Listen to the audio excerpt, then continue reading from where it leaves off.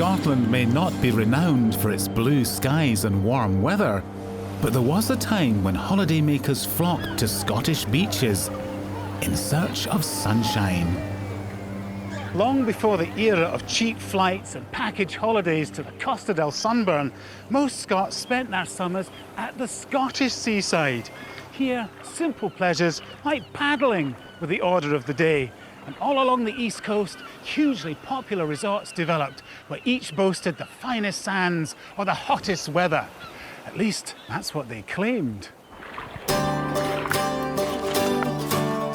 In this series, I'm retracing the routes taken by some of the early tourists to Scotland. From as early as 1820, publishers began producing tourist guidebooks, and Black's picturesque guide was one of the first. A copy of this wonderful Victorian volume has been in my family for generations.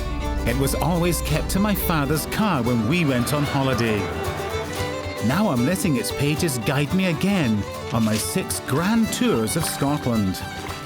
On the road, I'll also be dipping into the notes and jottings of some early travellers to hear about their experiences. This time, I'm looking for the sunniest place in Scotland, and if the guidebooks are to be believed, it's to be found here on the East Coast.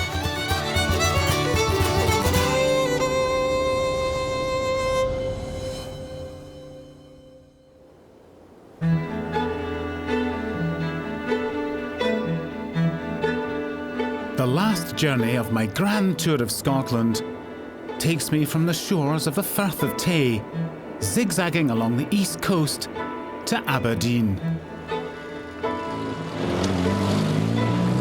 To capture the holiday spirit and to chase the sun, I've chosen a conveyance to put me in the mood. A Morris Minor, a car that sums up the style of an era, when modern holiday tastes literally overtook the more sedate pleasures suggested by Black's old guidebook. Back in Victorian times, the very last thing a tourist would have expected from a visit to Scotland was sunshine. Rugged scenery, ruined castles, yes. Challenging weather, well, definitely. A dip in the briny for the good of your health, well, possibly, but only if you were suitably attired. But no one in Black's day would have ever considered exposing their naked flesh to the sun. So to find out how these more modest pleasure seekers spent their time at the seaside, I've come here to Carnoustie. Today this town is most famous for its golf course. But back in Black's day, the beachfront was its main attraction, and my guidebook describes it as an up-and-coming resort. Carnoustie is a rising watering place of about 1,000 inhabitants, situated on the shore.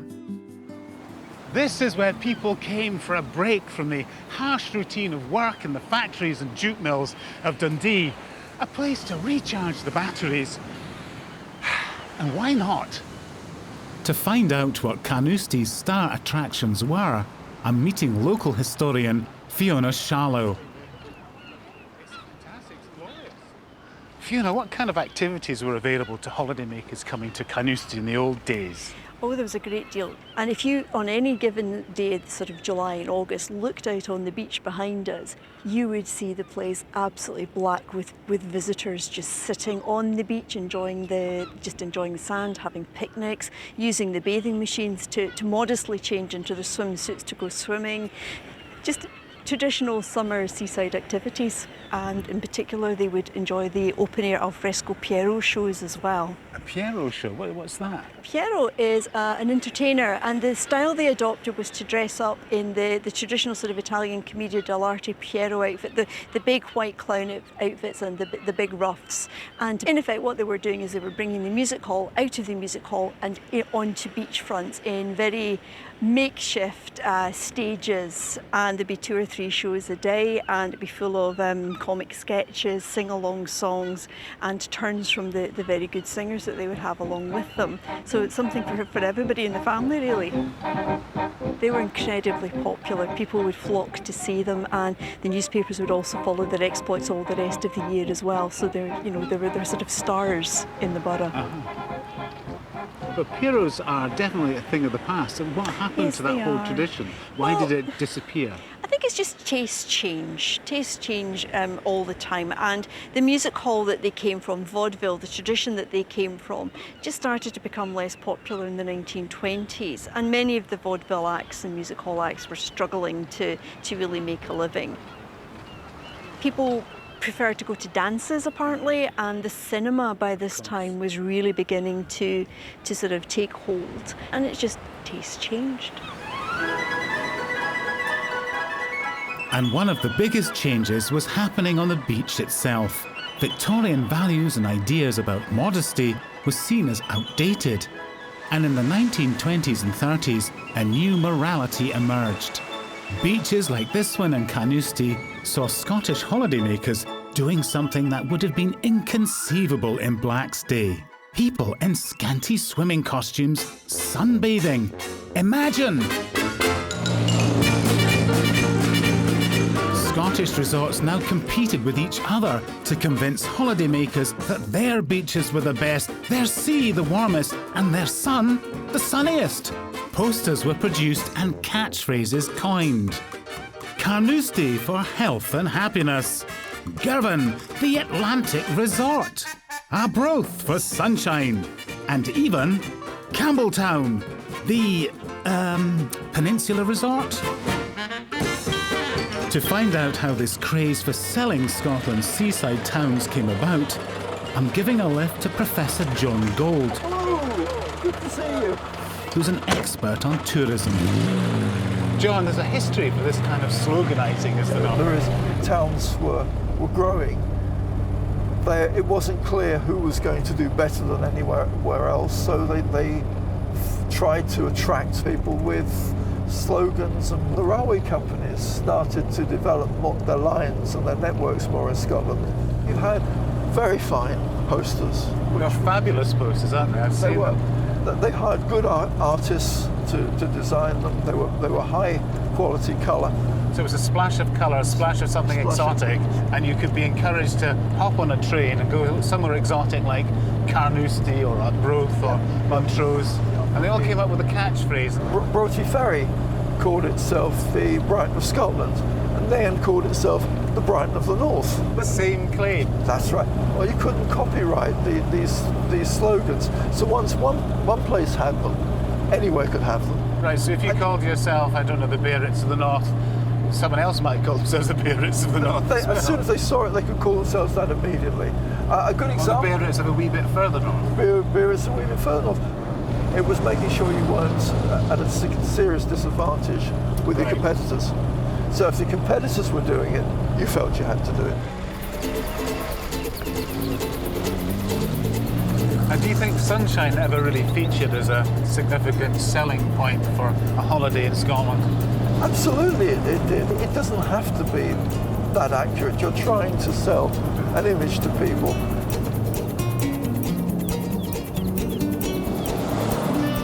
These campaigns certainly seemed to work, and the railways carried huge numbers of holidaymakers in search of the sun. The next stop on my grand tour is Brechin, where I'm going to hop aboard the Sunshine Express.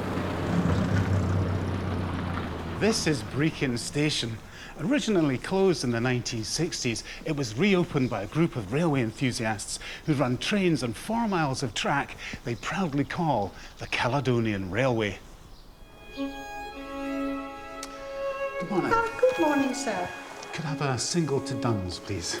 Yes, that will be 1 shilling. Thank you. Just the hiss of steam and a waft of coal smoke in the air is enough to put anyone in a holiday mood.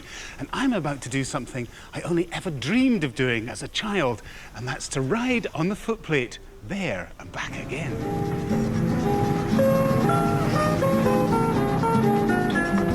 Time flies by when I'm the driver of a train, and I ride on the footplate there and back again. This is how tens of thousands of people would have started their holidays, travelling from the towns and cities down to the coast. And it's a real thrill to be riding up front.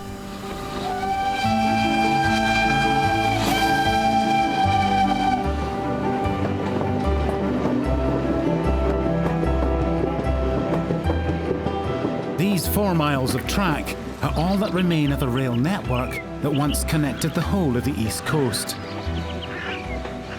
But today, this is the end of the line. Bridge of Dun. The great claim to fame of this little station in the middle of nowhere is its royal connections. Back in the days when this line was connected to the National Rail Network, the royal train carrying Queen Victoria would spend the night here.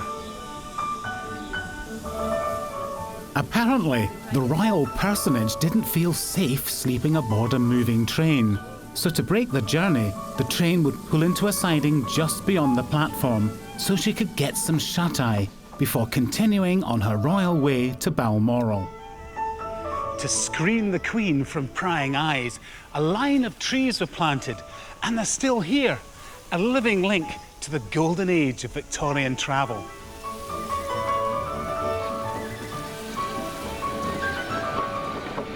Originally, the line I've been travelling on would have gone all the way to the sea, and if you were lucky, perhaps even the sun.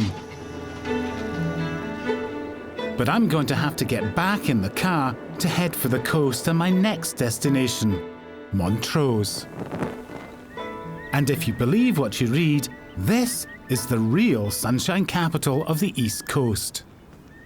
This attractive brochure from the 1950s suggests several things to me. On the front cover here, we've got two lovely ladies basking in glorious sunshine as they relax in their swimming costumes on the beach. They look really sophisticated. Now inside, it claims that science has proved beyond all doubt that Montrose deserves the sunshine crown. Can this still be true, I wonder? Or in fact, was it ever true? To find out, I'm meeting up with meteorologist Ben Brock on the beach. Now Ben, what's the temperature today? The temperature right now is just 14.5 degrees. Is that all? Yeah. That is disappointing. And yet, Montrose boasts that it has the sunniest and the warmest weather in Scotland. It's a little bit unclear where the sunniest part of Scotland actually is. Scotland is not a particularly sunny part of the world, so saying somewhere is quite sunny for Scotland is not, on a global scale, particularly sunny. During the summer months, Montrose could probably expect on average about 5.5 hours of sunshine per day. Right. And this kind of eastern strip of Scotland from Montrose south to Lothian is actually the sunniest part of Scotland. So you think it's legitimate to say they belong to the sunniest strip in Scotland? I think that's right. It's certainly, compared to most of the rest of Scotland, it's relatively sunny. Now, I don't know, I've got a suspicion that somehow the weather in Scotland has got worse, because it seems a lot worse than I remember it as a kid when I was running around swimming in the sea. Well, actually, Paul, it's the opposite. The weather, actually, according to all the statistics, all the weather stations that have been monitoring the weather for a long period of time, tell us the weather is actually getting better. It's getting warmer and it's getting sunnier. So I think we don't believe them, though, well, do we? Why not? Nobody believes it, and I think that's really because of this effect of the happy memories from childhood. You tend to remember those happy sunny days at the beach, those carefree days. You tend to remember less the rainy days. And in the last 10 years, the east coast of Scotland has actually got, on average, 40 hours more of sunshine per year. No, I don't believe that. I've not noticed it. Yeah. I think I must have been on holiday when that happened. 40 hours a year might only amount to an average of about 6 minutes extra sunshine a day, but every little helps. As I head north, I begin to feel a bit peckish, and what better way to enjoy the sunshine than a picnic? Ah, smell of a real bakery. So I'm stopping off to pick up an East Coast delicacy. But could I have a bridie, please? Yes, you could. Because they are really quite unique. Very special, I think. Yeah. Look at that. It's absolutely magnificent, isn't it? That's a real work of art. Yeah. I'll take that with me for a wee picnic Wait, later so on. you enjoy it. Thanks very You're much. welcome. Thanks. Cheers, then. Cheerio. Bye. Bye-bye. With my lunch safely stashed on the back seat, I begin the long climb towards the Kenner Mount and its spectacular views. Time to put my jalopy through its paces. Got to change gear. This is what hill climbing's all about. Oh dear. Oh dear. And we seem to have stopped. This is the place to experience the delights of the open road. Back when cars were less reliable and roads had more character, drivers enjoyed the challenge of a difficult hill climb involving hairpin bends and lots of gear changes. This is a real challenge, this road, for an old car like this and for an old driver like me.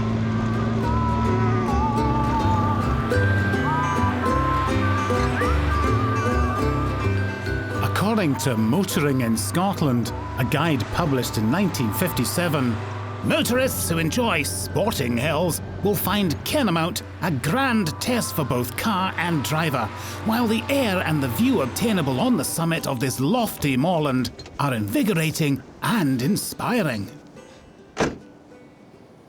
This is a perfect place to have a picnic, and the views from here go on forever. Down on the coast is Montrose, and on the horizon you can just make out the coast of Fife. But I'm going to be heading north and east to Stonehaven, where I have a rendezvous with the sun, I hope, but not before I've eaten my bridie. Excellent. By the 1930s, seaside tourism was booming and everybody wanted in on the act. I'm heading for a town that very successfully reinvented itself as a tourist mecca, Stonehaven, which incidentally claims to be the sunniest place on the East Coast. Surprise, surprise. Now in Black's day, this was an unremarkable fishing village, and my guidebook is actually rather unflattering. About the town itself, there is very little to say. It is situated on a fine bay, though the curing of herrings is not always attractive to visitors.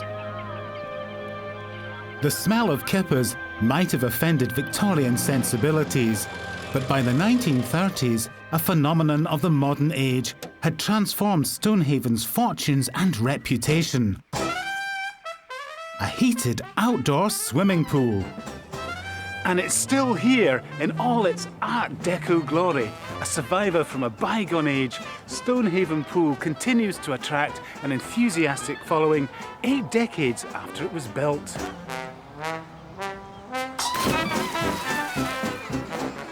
Outdoor swimming was part of the health and fitness craze that swept Europe during the 20s and 30s, and the design of these Lidos, as they were often called, reflected the Art Deco fashion of the times. Throughout the 1930s, Stonehaven's heated pool attracted tens of thousands of bathers and sunseekers during the holidays. I've come to meet Kenny Mackay, who learned to swim here as a boy and who, now in his 80s, is still a regular visitor to the pool. Kenny, when did you first come to the pool? I first came when it opened in 1934. My granny lived up here, so she took me to the opening of the pool. 1934? Yes. And you've been coming here ever since? Yes, I've never missed a year, 78 years. I come up every year. In fact, for 5 years I worked as a lifeguard here. So it's been a lifelong relationship, really? It has. I won my first Scottish medal in swimming and 10-metre diving in the 40s. I've been all around the world winning championships, Canada, America, Japan, Australia. 6 world championships and 10 world records. That's amazing. And I won my last Scottish medal in 2008. And it all started really because of this pool? Yes, I've done 4,000 miles swimming. In that pool? Yes. Well, I have to say, Kenny, I think you're a fantastic advertisement for the health benefits of swimming. Can you paint a picture of what this pool would have been like during its heyday? This was the social hub for Stonehaven. You have about 2,000 people. The people used to come for the whole day. They brought picnics. Each week they had diving, swimming, competitions, knobbly knees, glamorous grannies, Miss Stonehaven, which I had to judge. You had to do that? Yes, That yes. was probably more popular than the knobbly knees contest. Well, I judged the Miss Stonehaven, but I didn't do the knobbly knees. We had midnight bathing here, which was always packed from 10 o'clock to 12 o'clock. And each time I used to do a 10, 15-minute diving display. It's a man of grace and poise, surely. Look at that. Yes, but That's the simple dives. That's a simple dive. I used to start with a double front somersault from the 1 metre board, and I finished up with a handstand dive off the top. But the finale at the midnight bathing was I stood up on the 6 metre board. I got my friends to pour petrol on the pool, set it alight, and I dived into it. That must have been quite a spectacular sight. It was hair-raising, or singeing, should I say. No, the hard thing wasn't diving, it was getting out the water from the flames, because sometimes they were over-enthusiastic and put too much petrol in. But it was quite spectacular. But you're still swimming, though? Oh, yes. But would you be up for taking a dip today, do you think? Or was it Oh, a bit chilly? yes. Oh, you yes. would? Oh, yes. Right. Would you be prepared to race me, then? Well, how much of a start would you like?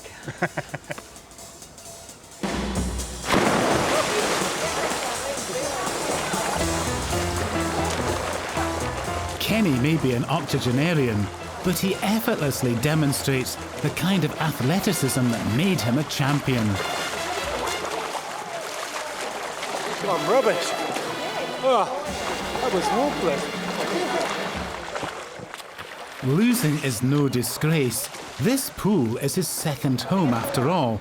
But before he has a chance to suggest a diving competition, I'm going to dry off and continue my journey north to my final destination, Aberdeen, oil capital of Scotland.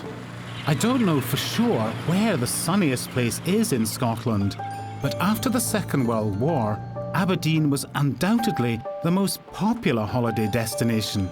And like all successful resorts, it had its very own catchphrase, the Silver City with the Golden Sands. In order to boost its appeal, Aberdeen claimed in this official guide that it had the best weather. Now listen to this. The city enjoys a very good climate and an excellent sunshine record, and on a number of occasions has been recorded as the hottest place in Britain. Now I think I've heard that somewhere else before. The clear skies, the brilliant blues and greens of the sea, the sands, the wandering white clouds. Brilliance and colour, the games and the laughter of children, and always behind it, the traffic of the deep waters. But it was Aberdeen's nightlife that made it so popular. At one time, the Silver Sands city could boast of 15 cinemas and 9 dance halls, and this is the most famous of them all, the Beach Ballroom. The music goes around and around, and everybody comes together again for pleasure. This is where some of the greatest musical entertainers performed. The sound of big bands added a real sense of glamour to a holiday night out. And on the dance floor, which boasted the biggest bounce in the country, hundreds of young men and women strutted their stuff. To find out more about this golden age, I'm donning bow tie and tails for a lesson with champion of the dance floor, May Walker. Okay, so what you want to learn is a little bit of basics in the waltz, so that you can go and enjoy yourself at dances and whatever. And the waltz is a very, very simple dance. Right. Left, right, left, right, so on and so forth. And I think simple. with all, it sounds simple. You've got to remember which is left and which is right. Well, I'll poke you side to side. Okay. Okay, it's time to come clean. I've been dreading this moment. Dancing has never been my forte, and May could have a job on her hands. Is there anything you can do for flat feet? Yes, amputation. Right, okay. It's a bit drastic, but not that flat. No. Dancing left, right, close, and right, left, close. Then I want you to turn a little. But if anyone can turn me into Fred Astaire, it's May. Now, was that left, right, or right, left? Okay, so our Right, positions. Positions. Oh, well, here goes. To the left. Okay. And 1, 2, 3, forward, 2, 3, right, left, close, right, close, and right, left, close, left, right, close, right, left, close. And we're back to where we started. And you're back to where you started, and that wasn't too That is a piece of cake. Want to try it again? Yeah, okay, I think so. Okay, head up. Okay. Right to the side and close. Left. Oh, to me. no. Oh no. Left to the side and close. Right to the side and close. I've done it again. He's done it again. Right to the side and There's close. something Left. quite captivating about the elegance of ballroom dancing, and May was one of the leading lights when they packed them in here at the Beach Ballroom. Tell me what it was like back in the day. Hundreds of people came here. 300-400 a night, you know, whatever, usually Monday, Tuesday, Wednesday, Thursday, so on and so forth. And I guess it's a great way to round off a day. If you've had a day on the beach, day promenading, day swimming, That's and then right. to come in the evening to a place like this. That's right. Is this where people would meet one another? Sort of guys and girls would meet? Well, this is where you meet to start your romance. Hundreds of people came here, and people danced round and round and round. The young couple, they seem to be enjoying the honeymoon in Aberdeen. The emphasis was on romance and glamour when he came That's to the right. And the sailors found a friend. It's always possible to find a friend in Aberdeen. Everyone came here. If you were on holidays, your evening entertainment was down to the Beach Ballroom.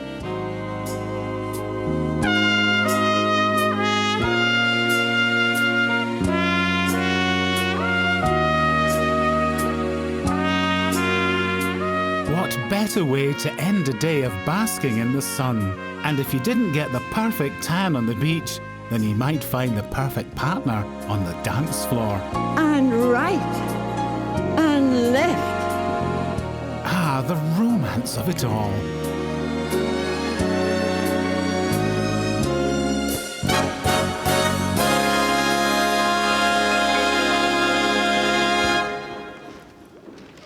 Thank you very much, May. Thank you. That was splendid. I could have danced all night, but I've come to the end of the road. I've been touring for over 6 weeks now, travelling the country and exploring Scotland's heritage as a tourist destination.